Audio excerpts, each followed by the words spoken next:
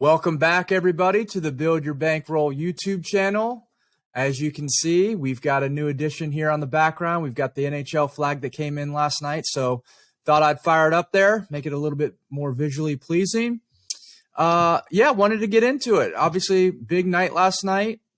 I've got the yellow on for the Pittsburgh Penguins win. They won 3-1.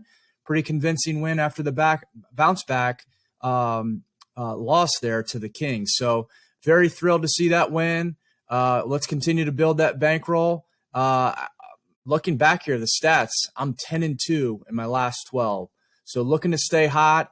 Looking at the slate here, interesting games on the slate. Not great games, but I do think that I found a statistical advantage here, and I think that our friend, the understudy, will be very happy with this pick. So understudy, if you're out there, might want to look here, as I am going to likely play an under tonight. Tonight, we're looking at the Chicago Blackhawks versus the Toronto Maple Leafs.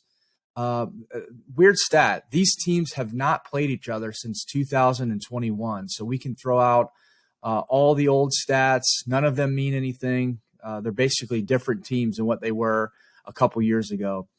Some interesting stats, though. So for the people that do love the stats, I'm going to throw some stats out here. I'll wrap it all up, what that means here at the end. But essentially, looking at the stats for the away team, Chicago, when they're on the road, they're scoring 2.04 goals per night, and they're giving up 3.43. That's a combined 5.47 goals per game. Toronto, on the other hand, when they're at home, they're scoring 3.47 goals, and they're giving up 2.57 per game. So essentially, what does that all mean? Let's simplify it.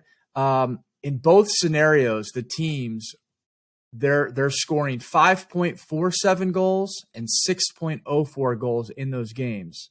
So essentially, when you look at the line tonight, the over-under is set at 6.5 goals. That's way under. So I'm going to be taking the under.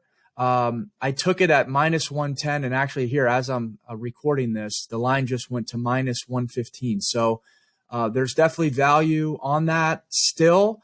I do recommend trying to get it as soon as possible, as this line is likely going to be moving. Again, I got it at 110. It is at 115. This is all on DraftKings. So if you do have some interest, I recommend getting that play in pretty quickly. But again, Chicago at Toronto, under 6.5 goals for the game. Good luck, everybody. Let's keep this streak going.